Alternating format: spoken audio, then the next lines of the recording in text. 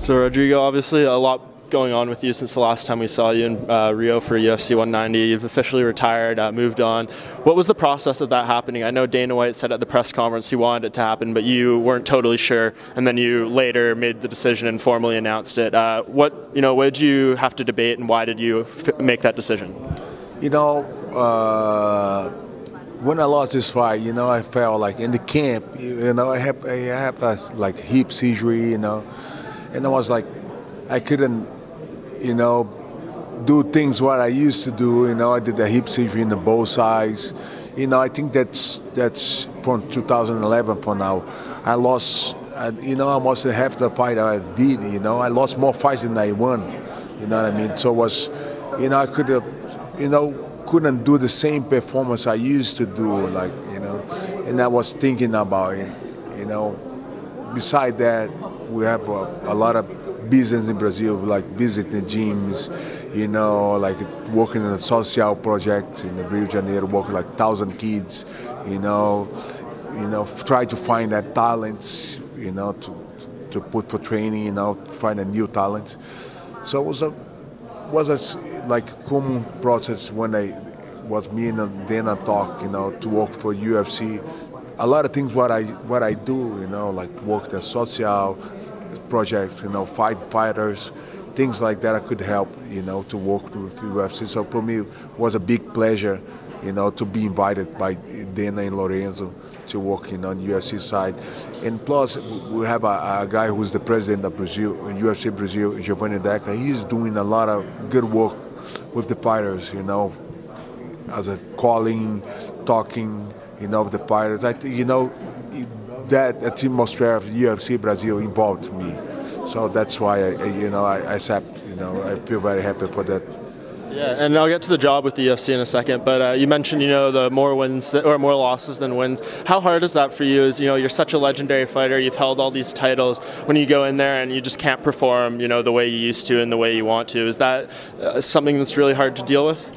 Yeah, it was. I have like 8 surgeries in the past 5 years.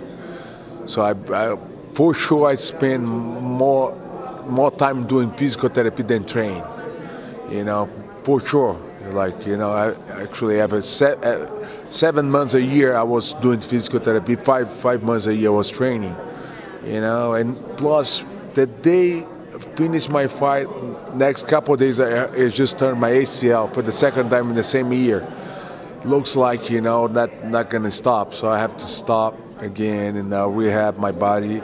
And the same time, I was thinking about quit.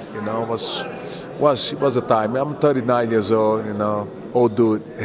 My daughter just turned 15, last week, so it was a good time. I can help a lot of the new fighters doing things. I think I'm gonna do a good job in the UFC. Yeah, and when you look back at your career, is there one moment that stands out as the highlight, the biggest moment, best achievement? What would it be for you? I mean, I got some moments. I'll tell you, there's like 3 moments in my career, and when I fought in the Pride for the Pride belt in like 2001 was a big time. When I fought Bob Sapp.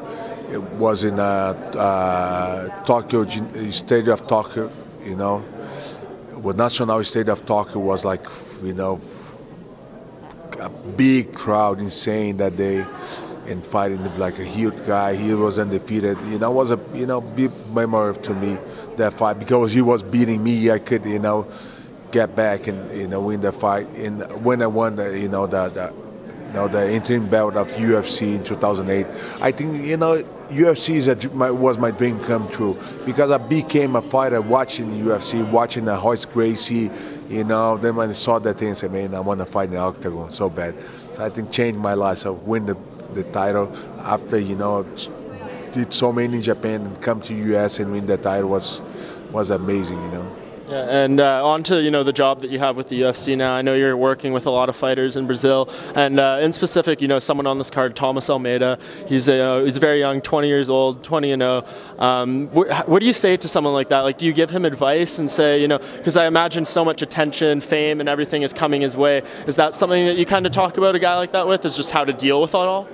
It is, but this kid, you know, he's very focused on it. He's got his mentor, you know.